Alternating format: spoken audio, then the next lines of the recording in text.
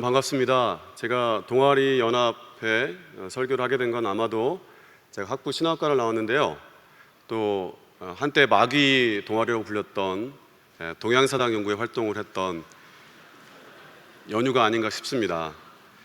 그리고 현재도 제가 신대원 또 동아리 지도교수 활동도 하는 것 때문에 오늘 설교할 수 있는 기회가 주어진 것 같습니다. 우리 잠깐 기도하고 시작하겠습니다. 하나님, 지금 이 시간 말씀하여 주옵소서.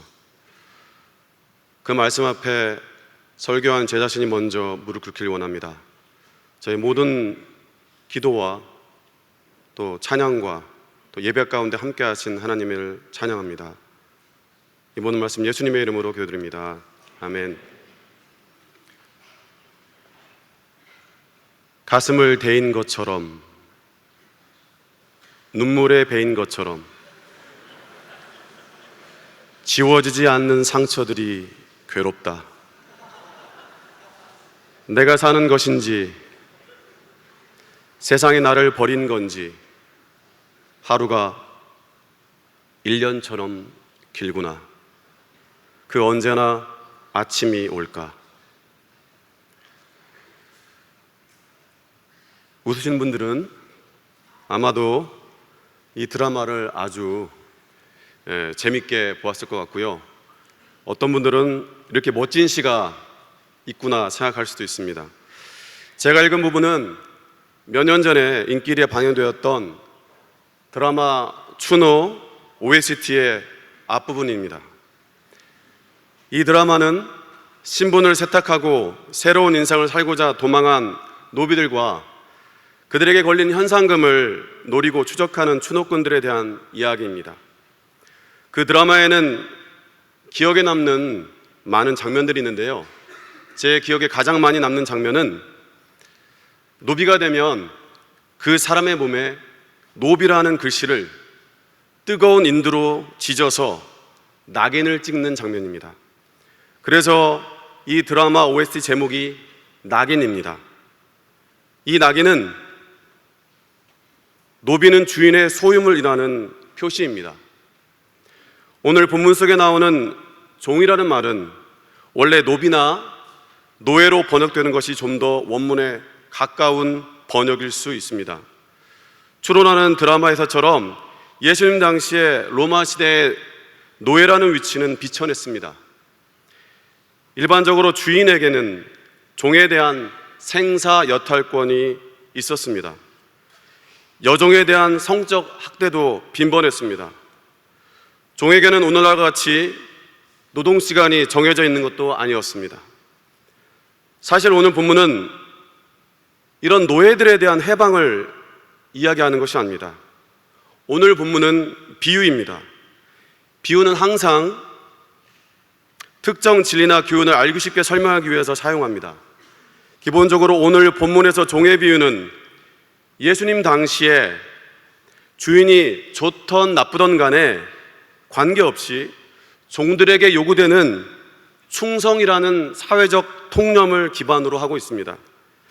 그런데 몇몇 신학학자들에 따르면 누가복음 7장 2절부터 10절에 나오는 백부장의 종의 치유에 대한 이야기와 또 19장 14절부터 30절에 나오는 열무나 비유에서도 종에게 요구되는 충성이 그 이야기의 주요 소재나 또 주제로 다뤄지고 있다고 말하고 있습니다. 여러분, 신학에는 그리스도인의 정체성을 다양하게 소개하는데 그 중에 핵심된 두 가지는 하나님의 자녀라는 것과 또 하나님의 종이라는 것입니다. 이 두 가지 정체성 중에서 무엇이 먼저일까요? 그리스도인의 정체성이 예수님을 통해 주어진다는 것을 고려하면 예수님의 자기 정체성을 살펴보면 우리의 정체성에 있어서 무엇이 먼저인지 우리는 알 수가 있을 것입니다. 성경을 살펴보면 예수님은 크게 두 가지 정체성을 가지고 계셨는데, 하나는 하나님의 아들이고 또 다른 하나는 하나님의 종이라는 것입니다. 이 두 가지 정체성 중에서 무엇이 예수님에게 먼저였을까요? 단순하게 말씀드리면 예수님께서는 하나님의 아들이셨지만 자신을 비워 종의 길을 가신 것이지 하나님의 종이었다가 하나님의 아들이 되신 것은 아닙니다. 마찬가지로 예수님을 통해 우리는 하나님의 자녀가 되었습니다. 이것이 우리가 하나님의 종이라는 정체성보다 먼저입니다. 하나님의 자녀라는 것은 우리의 특권입니다. 사실 장신대에 다닌다고 해서 내가 사역자의 길을 가겠다고 신대원에 들어왔다고 해서 내가 하나님의 자녀된 특권과 감격을 맛보았다고 장담할 수는 없습니다. 여기 계신 분 중에 혹시 하나님의 자녀됨의 특권을 만끽해 보지 못했다면 장신대를 졸업하기 전에 그 감격과 기쁨을 맛보고 경험할 수 있기를 축원합니다. 여러분이 이미 그 감격을 만끽해 보았다면 이제 우리는 종되심을 향하여 믿음의 걸음을 한 발짝 더 떼야 합니다. 사실 오늘 본문은 누가복음 17장 5절에 우리의 믿음을 더하소서 라는 제자들의 요청에 대한 예수님의 답입니다. 이제 자녀의 특권에서 섬김의 종의 길로 나아가자는 것입니다. 갈라디아서 5장 13절 말씀을 통해서 보면 우리가 자유를 위하여 부르심을 입었지만 오직 사랑으로 종노릇 하자는 말씀과 맥을 같이 합니다. 우리는 흔히 주의 종이라는 말을 목회자들에게 한정해서 자주 씁니다. 우리 학교에서는 주의 종이라는 표현은 신대원을 다니는 학생들에게 해당하는 표현으로 받아들여지는 경향이 있습니다. 그래도 설교 시간에 목회자가 된 일에 관심이 없는 학부 학생들, 그 말씀으로부터 자주 소외됩니다. 왜냐하면 소위 주의 종이 되는데 관심도 없기 때문입니다. 그렇게 배웠기 때문입니다. 하지만 신약 성경은 목회자만을 주의 종이라고 말하지 않습니다. 모든 그리스도인들이 모두 하나님의 자녀인 것처럼 그 하나님의 자녀에 대한 부르심은 한 발 더 나가서 모든 그리스도인은 주의 종이 되는 부르심을 받은 것입니다. 따라서 오늘 본문은 하나님의 자녀로서 믿음을 더하길, 믿음이 성장하길 원하는 모든 그리스도인들에게 해당되는 말씀입니다. 어떤 점에서 동아리는 종으로서의 부르심을 훈련하는 좋은 공간입니다.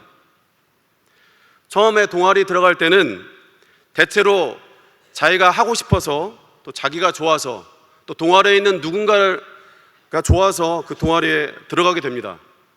그러다가 이제 임원을 뽑을 때쯤 되면 인기 있는 동아리에는 자기가 서로 회장이 되겠다, 총무가 되겠다 하지만 대부분의 경우는 서로 회장이나 총무를 하지 않으려고 합니다. 자기가 동아리에 들어간 목적과 상황이 반대되었기 때문입니다.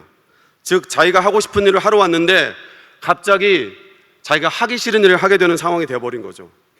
그래서 회장이나 총무가 되지 않기 위해서 갑자기 군대 가고 갑자기 휴학하고 심지어 주변에 가까운 분이 갑자기 돌아가십니다.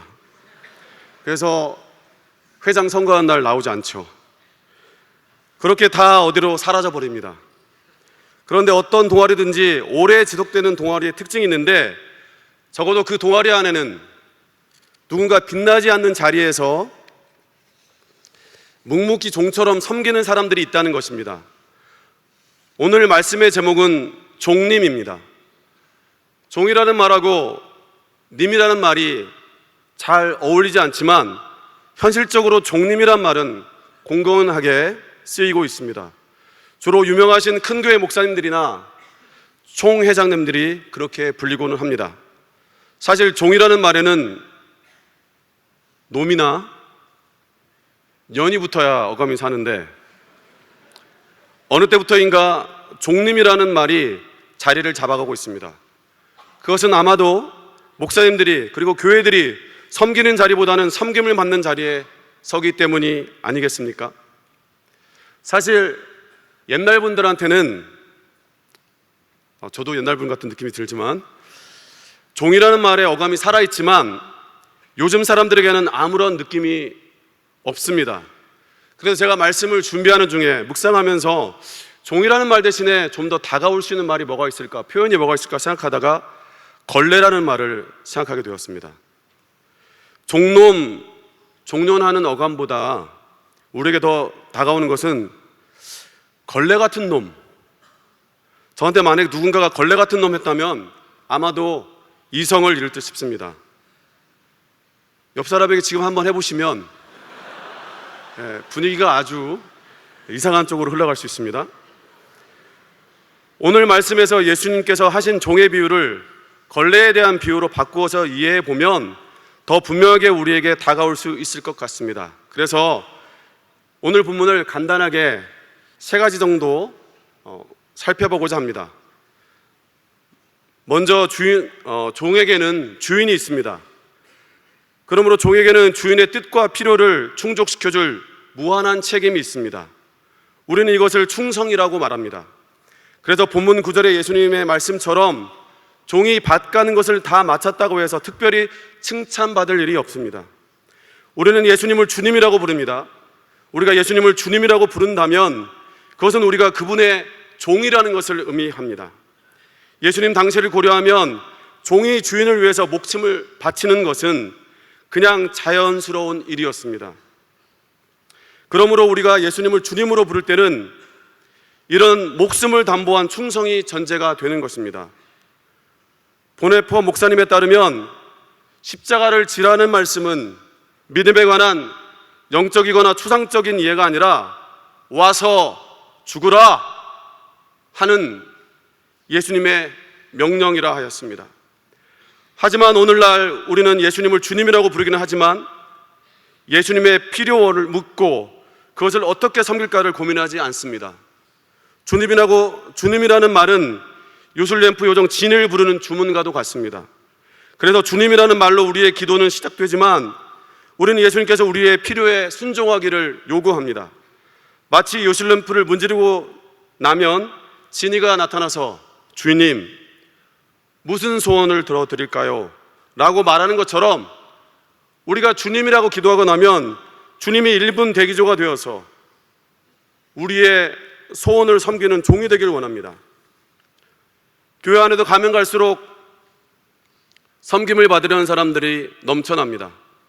무엇보다 교회에 나오기만 하면 대단하게 생각하는 풍토 때문에 많은 평신도들이 자기들을 받들어주고 자기들의 편의를 돌보아주는 보다 큰 교회를 찾아갑니다.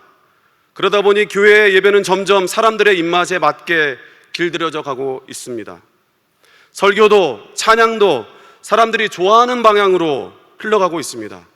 그래서 교회의 주인이신 예수님은 사라지고 잘못된 주인의식으로 가득한 사람들로 넘쳐납니다. 여러분, 걸레는 더러운 것을 닦으려고 만든 것이지 섬기려고 만든 것이 아닙니다. 걸레가 더러운 것을 닦으려는 분명한 목적을 가지고 있는 것처럼 예수님께서 우리를 종으로 부르셨을 때는 분명한 당신의 목적을 가지고 부르셨습니다. 여러분을 향하신 하나님의 목적을 여러분 무엇이라고 생각하십니까? 우리는 우리를 부르신 주인의 목적과 필요를 알아야 합니다. 그래야 충성할 수 있습니다. 여러분 모두 우리 주님의 목적과 필요를 알고 충성하는 종이 되시길 주님의 이름으로 축원합니다.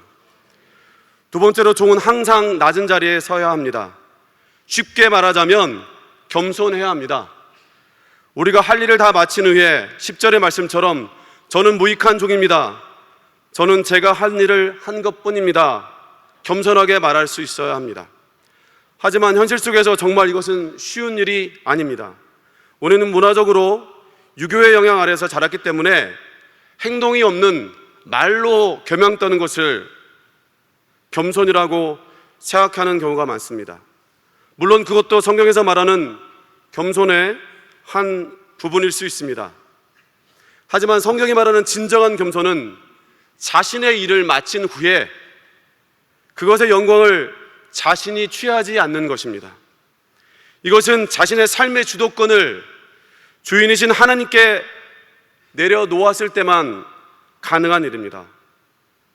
여러분, 걸레를 사용할 때 걸레 더러워질까 봐 걱정하십니까? 그냥 여러분께서 닦고 싶은 것을 걸레로 닦아내지 않으십니까? 여러분, 걸레를 자랑하시는 분을 주변에서 보신 적 있으신가요? 물론 여러분 중에 걸레 덕후가 계실지도 모르겠습니다. 하지만 일반적으로 걸레를 자랑하는 경우는 거의 없습니다. 용도에 따라 조금씩 걸레의 용도가 다르겠지만 그래봤자 걸레는 걸레일 뿐이지 않겠습니까? 그리고 걸레를 닦고 나면 어떻게 합니까? 그곳에 그대로 놓아둡니까? 보이지 않는 곳으로 치우지 않습니까? 오늘날 우리는 가능하면 동아리 안에서나 밖에서나, 교회 안에서나 밖에서나 고상한 일을 하기를 원합니다. 그리고 남들이 알아주는 일을 하기를 원합니다. 그래서 봉사할 때도 사람들의 눈이 많이 띄는 자리에, 그 자리에서 봉사하기를 원합니다. 여러분, 지금 사람들의 눈에 띄는 자리에서 봉사하고 계십니까? 경계하시고 또 경계하십시다. 이런 점에서 목사나 교수들만큼 두려운 자리가 없습니다. 예수님의 필요에 쓰이고 나면 조용히 물러날 줄 알아야 하는데 끝까지 자기의 이름을 드러내길 원하지 않습니까? 무엇인가를 하고 난 후 사람들이 자신들을 높이려 할 때 오늘 주님이 가르쳐 주신 대로 주인이신 예수님을 바라보면서 저는 무익한 종입니다. 저는 제가 할 일을 한 것뿐입니다. 겸손하게 말할 수 있는 여러분 되시기를 주님의 이름으로 축원합니다. 여러분, 마지막으로 종에게는 은퇴가 없습니다. 예수님 시대 때 종은 한 번 종이면 죽을 때까지 종이었습니다. 한 번 걸레면 수명을 다할 때까지 걸레는 걸레입니다. 종의 자리는 내가 하기 싫으면 그만두는 직장이 아닙니다. 성경에 많은 사람들이 삶의 마지막까지도 하나님의 뜻에 봉사하기 위해 살았습니다. 아브라함이, 모세가, 갈렙이, 또 안나가 그랬습니다. 그들에게는 은퇴란 없었습니다. 여러분, 신약 성경에서 종이란 말을 가장 많이 쓴 사람이 누군지 아십니까? 자기 스스로를 향해서 바로 바울입니다. 여러분, 바울이 갈라디아서, 에베소서, 또 빌립보서, 골로새서 이 4개의 서신서를 어디서 쓰신 줄 아십니까?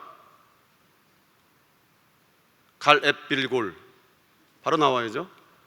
옥중서신, 우리 흔히 말하는 감옥에서 썼습니다. 여러분, 반평생을 주님을 위해서 살았는데 노년의 바울에게 남겨진 것은 비참한 감옥에서 처박혀 있는 상황이었습니다. 하지만 바울은 그곳에서 자기가 종으로 살 수 있는 일을 찾아내었습니다. 바로 좁은 감옥에서 편지를 써서 자기가 섬겼던 교회들에게 편지를 보내고 그들을 위로하고 도전하는 것이었습니다.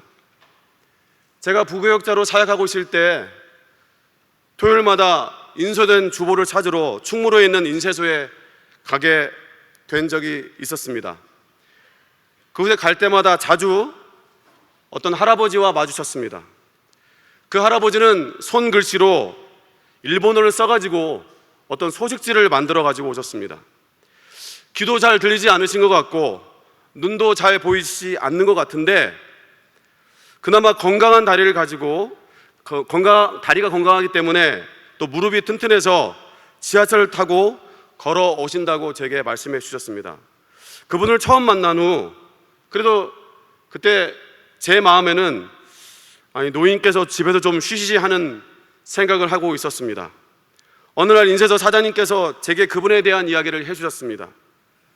그분은 90세가 넘으신 은퇴한 목사님이시고 일제강점기에 배운 일본어로 복음 전도지를 손수 만드셔서 일본에 있는 교도소나 또 그와 같은 곳으로 자신의 돈을 들여서 그 전도지를 보내고 계신다고 말씀하셨습니다. 순간 저는 온몸에 전기가 온 것처럼 전율이 흘렀습니다. 누군가 말했습니다. 목사의 믿음은 사람들이 자기를 목사라고 불러줄 때가 아니라 은퇴한 다음부터라고. 마찬가지로 우리가 세상에서 가진 자리에서 은퇴한 이후 사람들이 우리를 주목하자는 그 시간에 비로소 우리는 우리의 진정한 종의 모습이 드러날 것입니다. 사랑하는 여러분, 하나님의 종의 일에는 은퇴가 없습니다. 하나님께서 여러분을 오늘 또 부르시고 오늘 또 살게 하신 데는 하나님의 분명한 목적이 있는 줄로 믿습니다. 비록 사람들의 보기에 보잘것없어 보이지만 우리가 이 세상을 떠나는 그날까지 하나님께서는 우리를 통해 세상을 닦아내길 원하십니다. 이 시대에 우리 모두는 세상에서 성공하고자 합니다. 큰 교회나 세상의 높은 자리에 우리의 마음이 가 있는 것이 사실입니다. 교회에서나 학교에서 우리는 꼬리가 아닌 머리가 되려고, 성공한 크리스찬이 되라고 그렇게 배웠고 또 그렇게 가르치고 있는지도 모릅니다.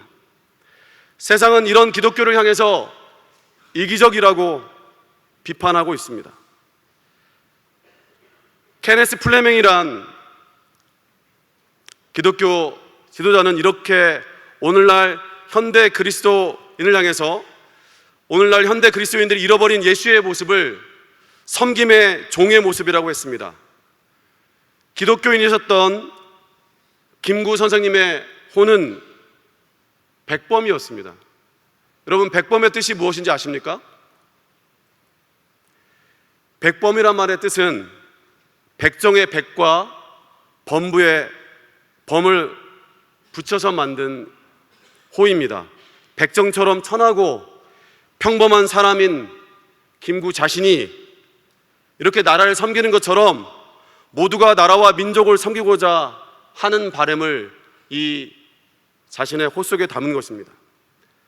그는 세상에서 대단한 사람이 아니라 나라의 독립을 위해서 백정처럼, 일반 백성처럼 낮고 섬기는 자리를 사는 그리스도인이 되기를 원했습니다. 우리도 세상의 머리가 아닌 이 시대의 백범이 됩시다. 종님이 아닌 하나님의 종, 하나님의 걸레가 되어봅시다. 그분이 쓰시고자 할 때 기꺼이 자신을 내어드리는 장신인이 되어봅시다. 쓰인 다음에는 다시 자신의 자리로 돌아가 하나님의 명령을 기다리는 진정한 종이 되어봅시다. 시인 안도현은 너와 나라는 시에서 이렇게 말합니다. 밤하늘에 별이 있다면 방바닥에 걸레가 있다. 시인 안도현의 너에게 묻는다라는 시, 연탄재 함부로 발로 차지 마라, 그 시 말하죠. 시에서 영감을 얻어서 시인 이국하는 걸레라는 시를 지었습니다. 걸레 함부로 던지지 마라. 너는 누구를 위하여 한 번이라도 내 몸 더럽혀 닦아준 일 있느냐. 기도하겠습니다.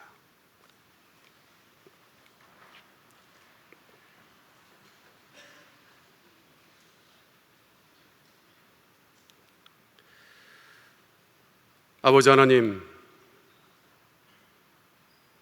이 말씀을 저희가 마음에 새기고 정말 하나님께서 닦고자 하는 것을 닦을 수 있는 그러한 종의 삶을 저희가 주님이 부르시는 그날까지 살 수 있도록 주님 축복하여 주시옵소서. 하나님, 이곳을 지나 어느 곳에 서든지 간에 그 종의 길을 감당해가는 저희가 되길 소망합니다. 특별히 동아리 연합회를 축복하여 주시고 또 그곳을 섬기는 많은 임원들을 축복하여 주시고 또한 각각의 동아리 섬기는 많은 임원들을 축복하여 주시고 그들의 고민과 또 삶의 자리를 축복하여 주시옵소서. 그들 통하여서 진정으로 이 땅을 살아가는 동안에 하나님의 종의 길을 또 하나님의 걸레된 삶을 배우는 시간으로 축복하여 주시옵소서. 여기 머리 숙인 당신의 모든 가족들이 진정으로 하나님의 걸레, 또 세상의 백범이 되어서 하나님 나라를 향해서 낮고 낮은 자리에서 섬기는 종의 길을 갈 수 있도록 축복하여 주시옵소서. 이 모든 말씀 예수님의 이름으로 기도드립니다. 아멘.